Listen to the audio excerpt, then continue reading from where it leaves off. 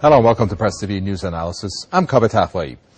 In this news analysis, we'll be looking at the mounting pressure exerted on Israel in the wake of its deadly attack on the Gaza 8 flotilla, which has drawn international condemnation with a special focus on U.S.'s relation with what they have called the right arm in the Middle East. First, the results of the autopsy done on the bodies of the 9 Turkish men on board the Mavi Marmara. Well, they were telling.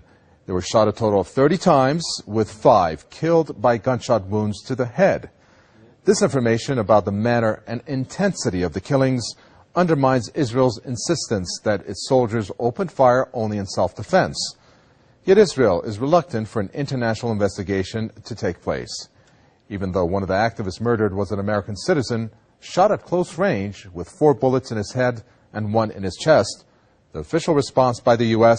for Israel to conduct a prompt but impartial investigation, perhaps something similar to the Winograd report.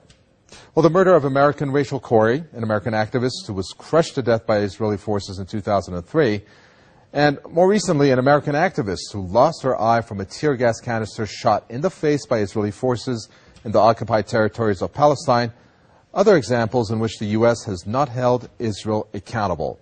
But for how long can the U.S. sustain its relationship with Israel in this manner? Last week, the United States backed the Security Council's statement on Israel's attack on an 8 flotilla that tried to break Israel's blockade of the Gaza Strip.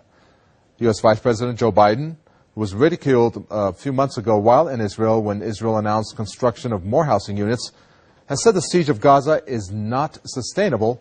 Well, these are just some of the examples of a possible Israel-U.S. rift. Yet this attack has cornered the United States in a defensive diplomatic position to contain the regional and international fallout, making it hard for U.S. officials to, quote, legitimize Israel's blunder. Well, to discuss this more, our guests include former CIA analyst Ray McGovern, who joins us from Washington, Vice Chairman of the Palestine Solidarity Campaign, Kamel Hawash, who joins us from London, and member of the Gaza Freedom March, Max Ayal, joins us from Gaza.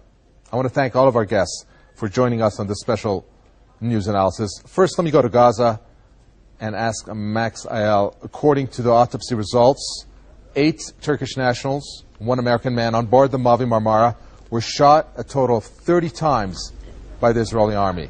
What do you make of the autopsy results? I think it's unsurprising. I think when you send in heavily armed commandos to attack somebody, to attack people on their own ship, they're obviously going to defend themselves. And when those heavily armed commandos encounter people resisting their actions, they're going to do what they know how to do, what they're trained to do, what the Israeli army has proven to be very good at over the last 50 or 60 years, which is kill people. They don't accept the legitimacy of any forms of resistance, and they furthermore do not think that people have any right to self-defense. Analyst Edward Herman has referred to Israel as having what he calls aggression rights as one of the U.S.'s client states. The U.S. also has aggression rights. When you have aggression rights, your target does not have the right to self-defense. So it's very unsurprising that these were trained killers. They were sent in to carry out an operation, and when they encountered resistance, what they did was they killed. Let's get a reaction on some statements that have come out. I'm going to zoom in on the Israeli Defense Minister Ehud Barak. He has said, wait another 2 or 3 weeks and everyone will forget the incident, that is, the attack, and the pressure on us will dissipate. Should and will the world forget this? Ray McGovern. Well, I see this as a possible turning point. I can see where Ehud Barak would say those things, because that's what the Israeli government is used to. There was no investigation, much less a credible and transparent investigation, of what happened exactly 43 years ago on June 8, 1967, when the Israeli Air Force and Navy attacked and tried very much to sink the USS Liberty in international waters. 34 U.S. sailors were killed, 170 plus were badly wounded. I have just come from a ceremony in Arlington Cemetery where there is a mass grave of many of those 34 who were killed. Now, they were never held accountable for that. They did not conduct by themselves or with anyone else a transparent, much less a credible investigation.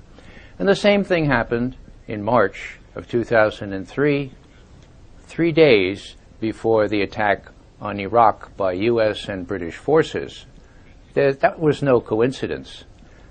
When the Israeli bulldozer built in Peoria, Illinois, deliberately ran over Rachel Corrie and then backed over her to make sure that her back was broken, that was 3 days before the Israelis knew that the headlines of the newspapers would be dominated by the attack on Iraq.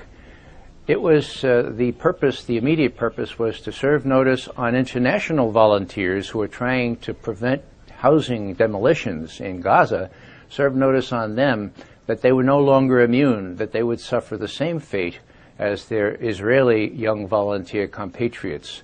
That was a lesson that they tried to give, and Rachel Corrie and her parents have been trying desperately ever since 2003 to get a fair, transparent, credible investigation to no purpose. So this notion... Ray McGovern, can you tell us about the interception of that the radio communications that was intercepted? I'm sorry to jump in and interrupt you there, but expand on that for us, because we know you have some information on that. You mean with respect to the USS Liberty? Exactly. Yeah. Well, this is a very interesting story. The Israeli Air Force and Navy, the Navy had torpedoed the boat. It was listing badly. It looks like it was going down. Lifeboats were let down from the side of the ship, but they were machine gunned by the Israeli torpedo boats. And a young seaman named Terry Halbardier asked his commander, could he kind of squish across the napalm-filled deck and try to connect two coaxial cables so that he could get an SOS signal out? He said yes. Terry did that with some baling wire and some other stuff, and an SOS went out. And at a time when Israeli black-clad commandos were ready to descend onto the USS Liberty, just like you watched them descend upon the Marmara, the Israelis intercepted that message and said, uh-oh, looks like the Sixth Fleet will probably send airplanes to do battle with us. We better get out of town. And they immediately dispersed. Now, what happened to that message was the Sixth Fleet received it. The commander of the Saratoga aircraft carrier sent 2 planes immediately to do battle with whoever was attacking a U.S. ship. And it was called back by President Lyndon Johnson, who said, we don't want to cause any problems for our friends in Israel. That's how bad it was, and to this day, 99.9% of the Americans know nothing about the 34 seamen killed on the Liberty and the 170 wounded, because our Zionist media have kept that out of the public domain. Okay, let me go on that statement you said, which is a turning point. Many are saying it's a turning point on many fronts. Kamal Hawash, Israel's attack on the flotilla has prompted doubts over Israel's value as a U.S. ally. How valid are these doubts, and is it a turning point in their relationship? I believe that it is a turning point, but we will have to wait and see.